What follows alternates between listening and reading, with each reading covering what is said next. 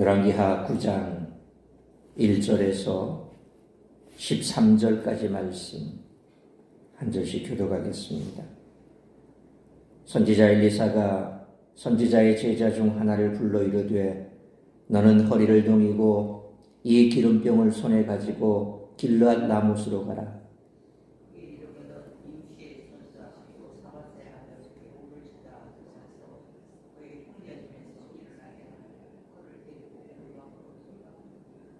기름병을 가지고 그의 머리에 부으며 이르기를 여호와의 말씀이 내가 내게 기름을 부어 이스라엘 왕으로 삼노라 하셨느니라 하고 곧 문을 열고 도망하되 지체하지 말지니라 하니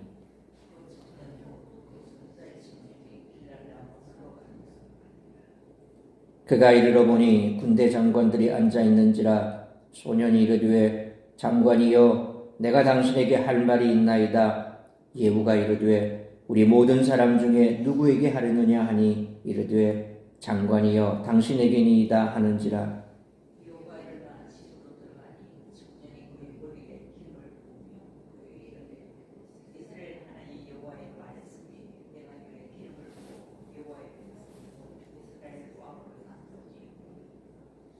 너는 내 주 아합의 집을 치라. 내가 나의 종 곧 선지자들의 피와 여호와의 종들의 피를 이세벨에게 갚아주리라.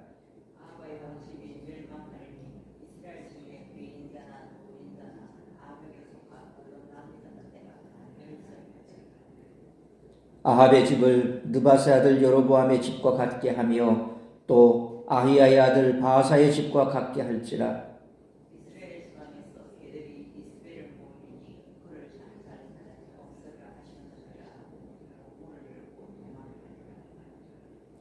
예후가 나와서 그의 주인의 신복들에게 이르니 한 사람이 그에게 묻되 평안하냐? 그 미친 자가 무슨 까닭으로 그대에게 왔더냐? 대답하되 그들이 그 사람과 그가 말한 것을 알리라 하더라.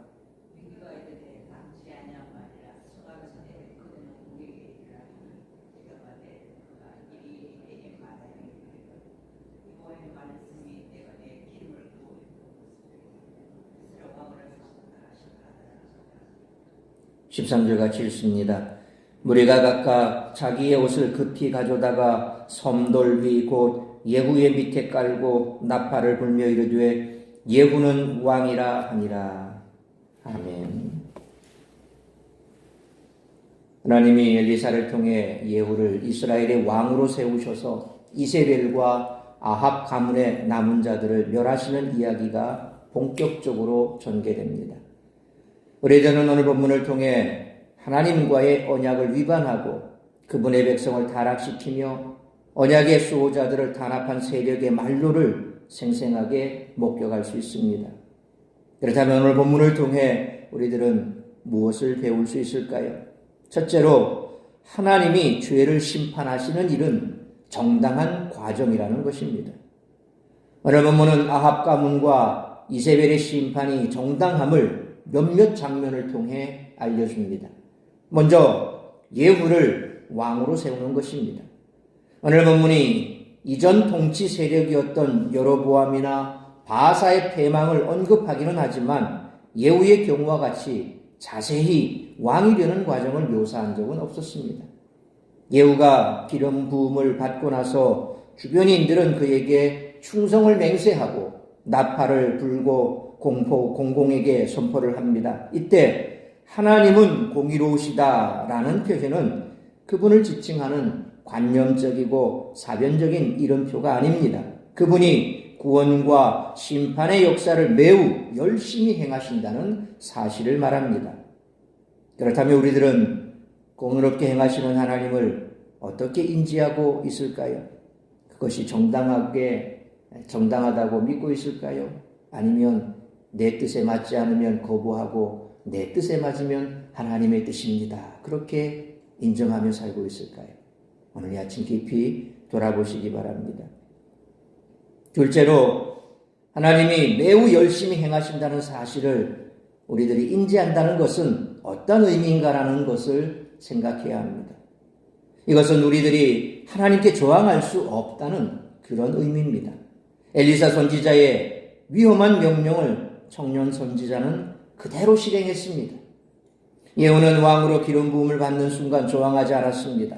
예후가 왕으로 세움받았다고 공공에 알려진 순간에 사람들도 저항하지 않았습니다. 오히려 선지자 청년은 엘리사를 통해 혹시 모를 위험에 대비할 수 있었으며 군대 장관들을 보았을 때 예후를 인지할 수 있었습니다. 오늘 본문은 모든 과정에서 하나님이 앞서 행하신다는 인상을 줍니다.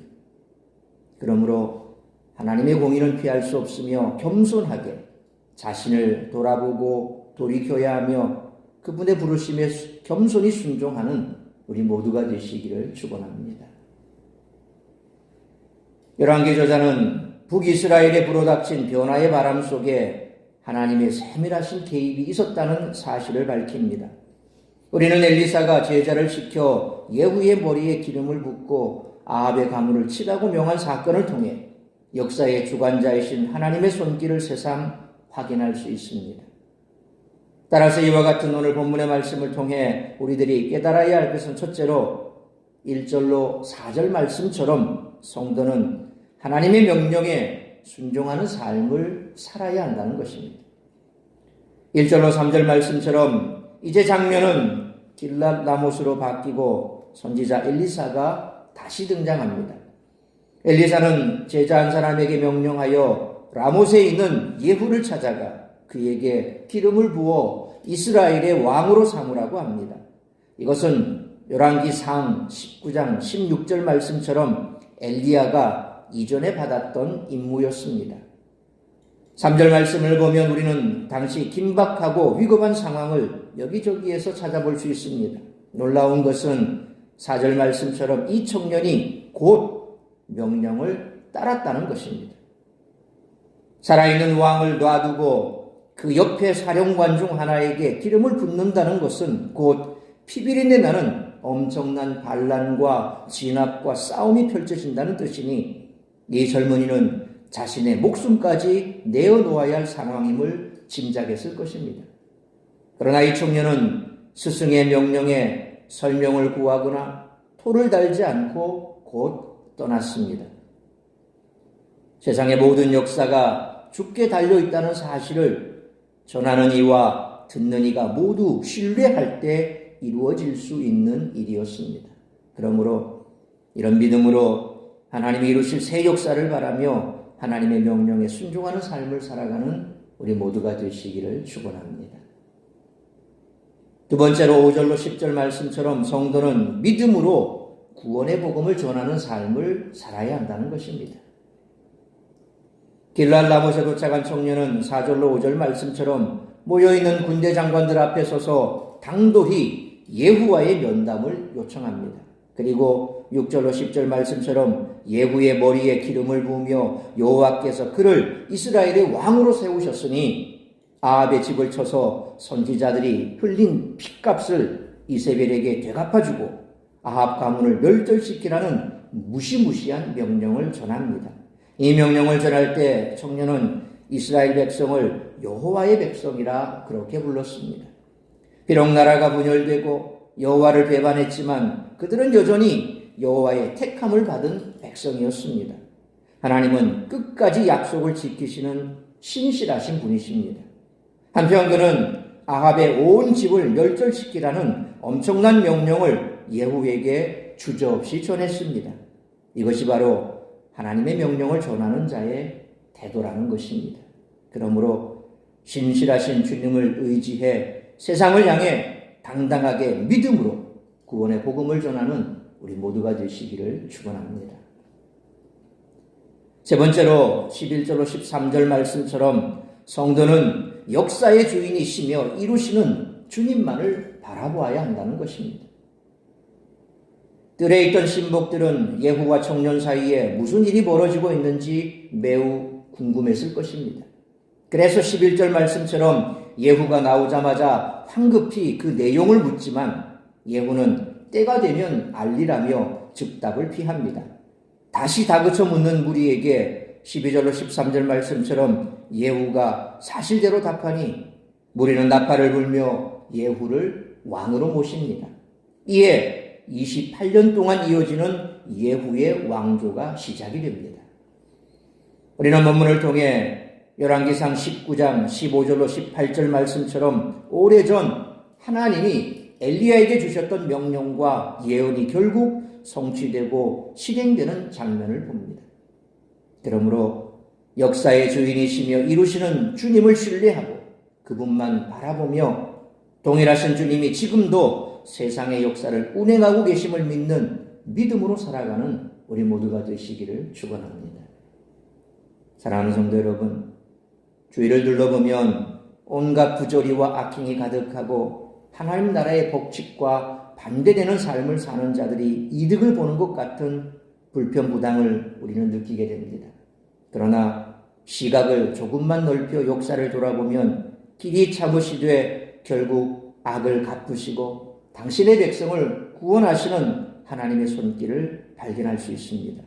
역사의 주인이신 하나님을 신뢰함으로 당당하게 주님의 명령을 전하고 따를 때 엘리사 때와 동일한 역사가 우리의 시대에도 펼쳐질 줄 믿으시길 바랍니다.